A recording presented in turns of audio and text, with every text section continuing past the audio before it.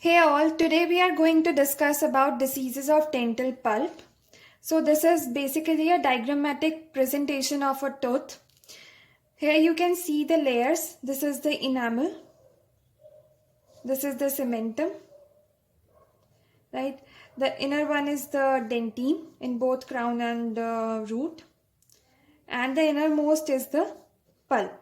So basically what is pulp? It is delicate connective tissue which is interspersed with blood vessels, nerves and lymphatics. Right? So pulp is basically a delicate connective tissue. Now the first disease of pulp is pulpitis. Pulpitis is basically inflammatory response to bacterial infection or irritant. This bacterial infection can be caused due to the dental caries or cracked tooth syndrome. Cracked tooth syndrome or the tooth fracture you can say. This will lead to the invasion of microorganisms inside the pulp indirectly, right? The chemical irritation due to erosion or due to acidic restoration you can say. Acidic restorations. Now the severe thermal changes can also cause dental pulp disease, that is pulpitis, right? During polishing procedures or any other dental procedure when coolants are not used properly in adequate amount you can say. Then the galvanic current, when two dissimilar or different metal restoration is there. Basically you can say different metal restoration is there, two different metal. Then the saliva will act as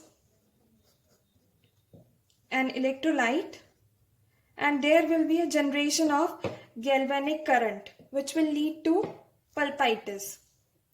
Now the classification of pulpitis according to duration of this condition, it can be acute or chronic.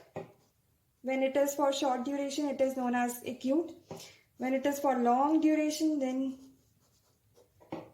you can say it as chronic from long duration. It can be partial or subtotal when it involves a small portion of the pulp. When small portion of the pulp is involved, then the pulpitis is partial one, partial pulpitis. When the whole or the total pulp is involved, then we will call it as subtotal or total or generalized. It can be open or closed. When the pulp chamber or the cavity is wide opened, then we will call that kind of pulpitis as open pulpitis. When the pulp chamber or that cavity is closed one, then we will call it as closed pulpitis, right? Now we will discuss about focal reversible pulpitis. When only a small portion of the pulp is involved, then we call it as focal. And the condition is therefore reversible. That's why the name focal reversible pulpitis. It is also known as pulp hyperemia, right? In this condition, the tooth becomes sensitive to thermal changes, particularly to cold, right? So in pulpitis, in initial stages, the tooth is basically sensitive to cold. Due to sensitivity, pain is there, but the pain disappears upon removal of the thermal stimuli, right? This is the important fact about focal reversible pulpitis. Tooth responds to electric pulp tester even at low current, right? So there is a greater sensitivity. That's why the tooth responds to electric pulp tester. The teeth with these conditions are having deep carious lesions large metallic restorations, or restorations with defective margins. These three conditions leads to focal reversible pulpitis. Right?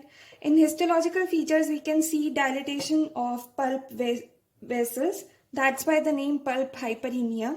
So vasodilation is there. Edema fluid may collect as it is an inflammatory process.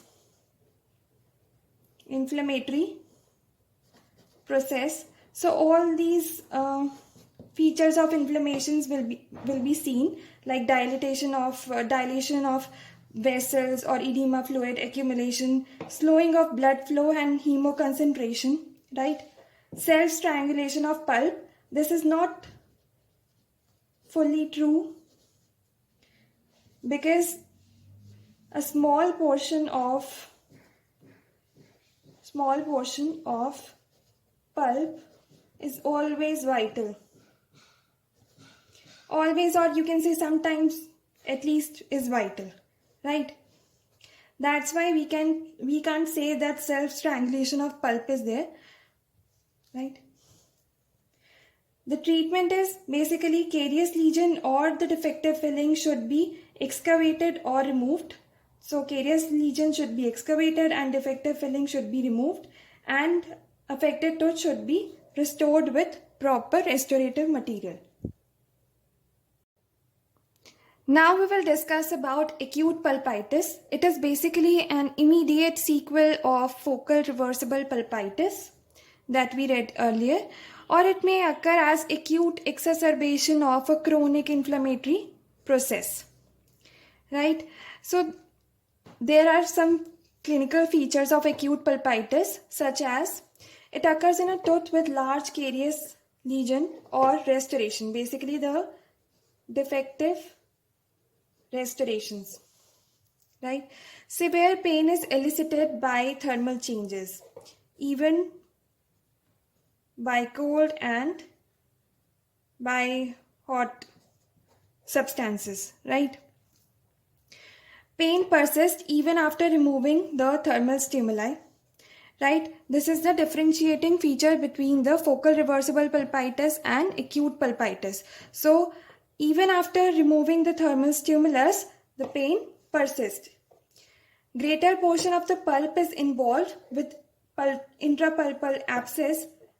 It will lead to lancinating or throbbing type of pain. Firstly, only a small portion of pulp is involved, but when a large part of the pulp is involved, it turns into an intrapulpal abscess, which leads to a lancinating or throbbing type of pain. The severity of pain is increased. Pain lasts for 10 to 15 minutes, or more or less it continues. It may be more than 10 to 15 minutes, or it may be less than 10 to 15 minutes, and pain is of continuous type. The intensity may be increased when the patient lies down, right? The patient will complain that there was pain when in night, when he or she was lying down. Application of heat results in acute exacerbation of the pain. Sensitivity is increased. Therefore, electric vitality test is positive, and at low currents, the sensitivity will be there. So sensitivity is basically increased in this case. Severe pain, if entrance of the deceased tooth is not wide open, if the pulp chamber is basically closed, even after it is carious, but it is closed basically, so there is a pressure build up inside the tooth. So for the inflammatory exudates, as it is an inflammatory process, so inflammatory exudate will be there. So there is no pathway for this exudate to pass. So there will be a pressure build up inside the tooth, which leads to severe pain. Also there is a substance P inside the pulp fibers, nerve fibers, which causes pain. So pain sensitivity is also increased due to substance P, right? But in large open cavities, the pain is basically dull, throbbing, ache. But in closed cavities, the pain is severe.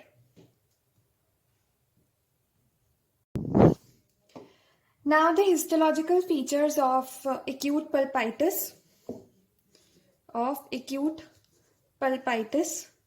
Since it is an inflammatory process, so there will be a continued vascular dilation, accumulation of edema fluid will be there, pavementing of polymorphonuclear leukocytes becomes apparent, so polymorphonuclear leukocytes will be there. Now there is a adhesion molecule, that is CD44, which is present basically in leukocytes, endothelial cells, smooth muscle cells basically.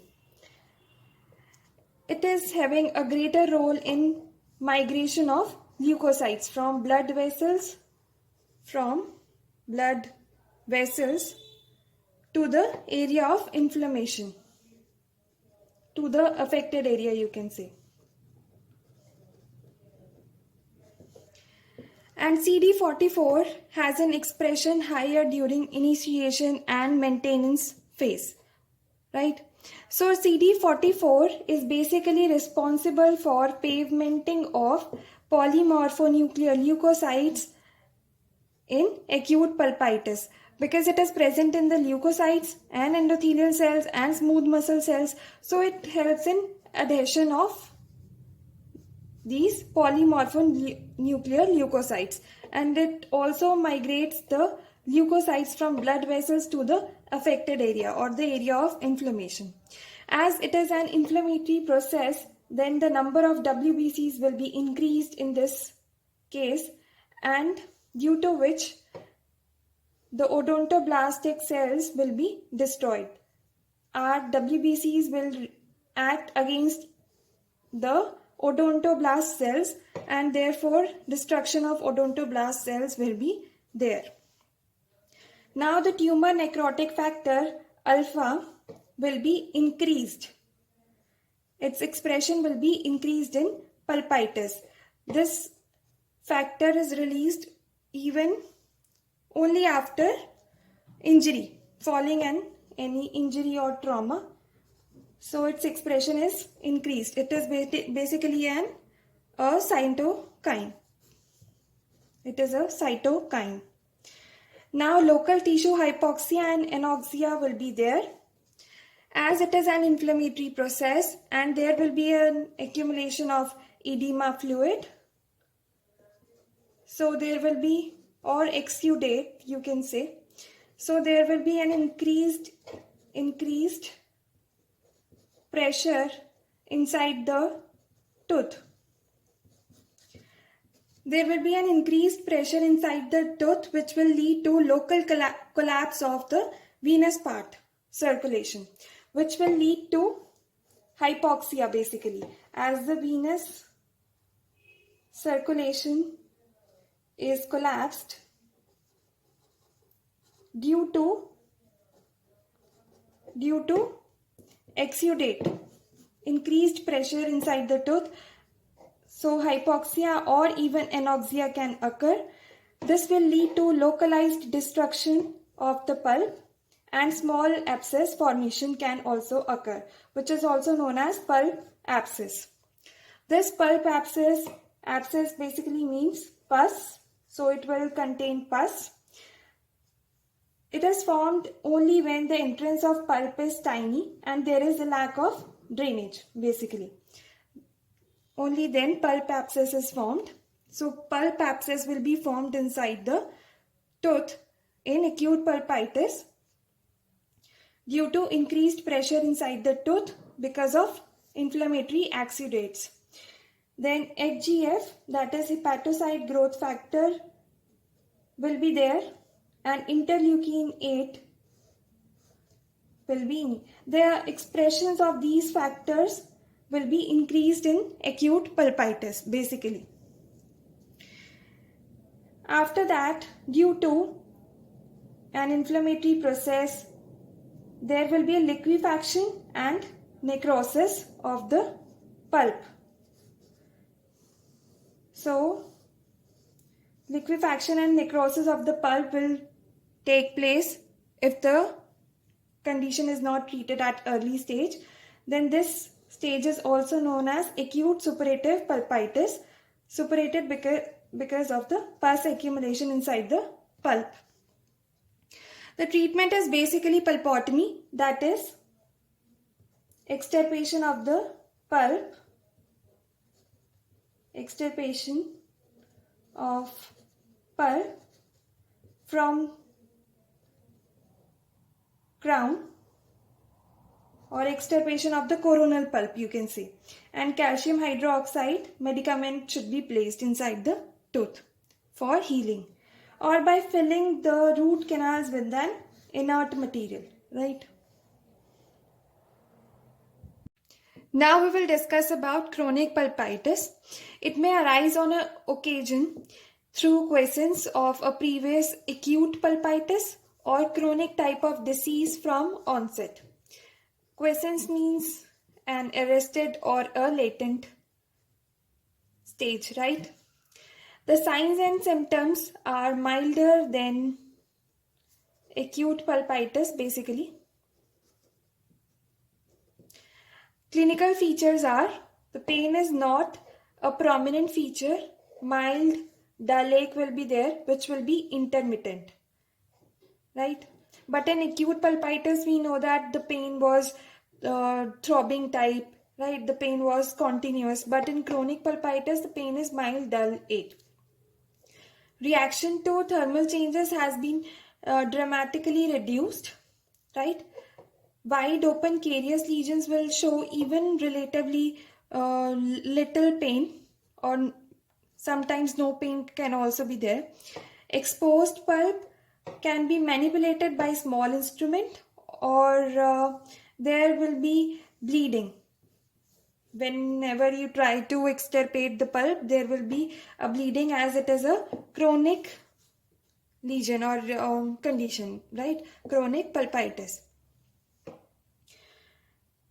As the disease will show, this condition will show very little or no symptoms, but the disease is very severe. The condition is very severe though.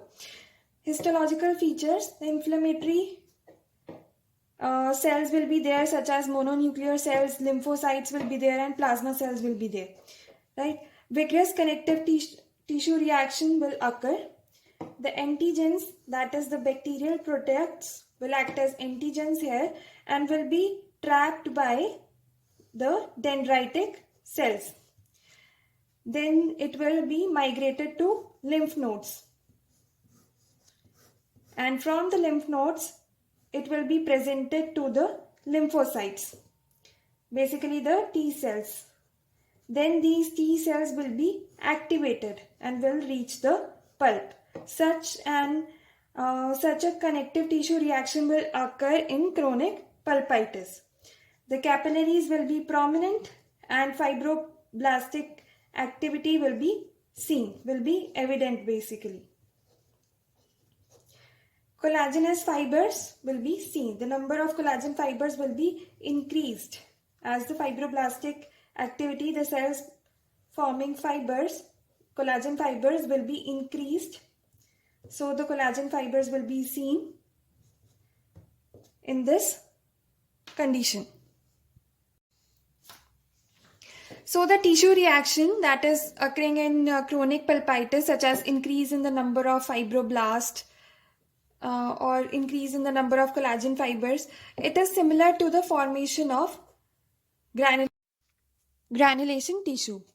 Now ulcerative pulpitis, whenever tissue reaction occurs on the surface, that is similar to this tissue reaction which occurs on the surface or wide open exposures, it leads to ulcerative pulpitis basically, right? It is known as ulcerative pulpitis. Now the pulp abscess formation. So basically in chronic cases, pulp abscess formation takes place, but in quiescent stage or in dormant stages, this pulp abscess is surrounded by fibrous connective tissue. So the pulp abscess is basically surrounded by fibrous connective tissue membrane, and this membrane is known as pyogenic membrane. Right? Now the treatment is basically root canal therapy. Right? Now the chronic hyperplastic pulpitis, which is also known as pulp polyp. Pulp polyp is basically an inflamed pulp in which, instead of perishing by continued suppuration, it reacts by excessive and exuberant proliferation. So basically, in a grossly carious tooth, this is a grossly carious tooth, right? So the pulp will grow.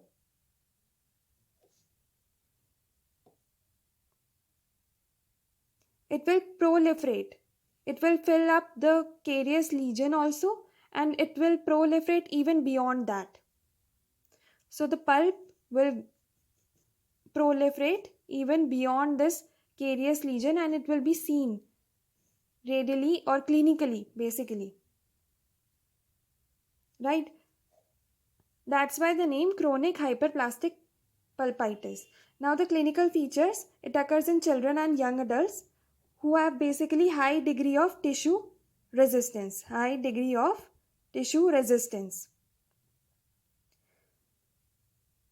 Or you can say higher level of immunity or reactivity, right?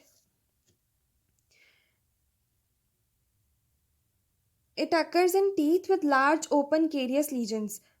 Those teeth which are grossly carious, you can say. Right? The grossly carious tooth or with large open carious lesions will often have pulp polyp.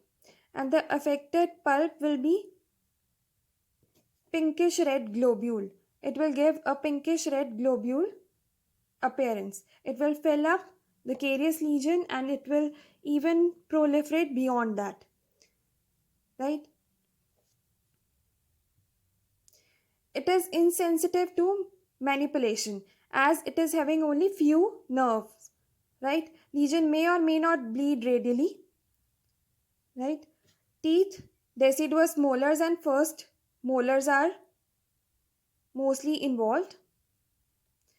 Excellent blood supply is there due to large root opening, and teeth that are involved are deciduous molars and first permanent. Histological features of pulp polyp or chronic hyperplastic pulpitis. As it is an hyperplastic tissue, so it is basically a granulation tissue which is having a delicate connective tissue and small capillaries are there. Inflammatory cell infiltration will be there. There will be an increased number of lymphocytes, plasma cells, polymorphonuclear leukocytes will be there. Fibroblast endothelial cells proliferation is increased in case of pulp polyp. Epithelialization is there, right, as there is increase in the number of epithelial cells, so you can say that they also get proliferated. This epithelialization is more in deciduous teeth than in permanent teeth. The tissue reaction is basically an inflammatory hyperplasia, as it is increase in the number of cells, basically, as there is an increase in the number of cells. In time, organization of tissue changes as the pulp polyp or chronic hyperplastic pulpitis is having greater vascularity, but with time there will be a decreased vascularity and increased fibrosis as the condition becomes chronic. IgE, histamine and interleukin 4 levels are increased, which suggests that it is a type 1 hypersensitivity reaction. The treatment is basically pulp extirpation or extraction of the affected tooth.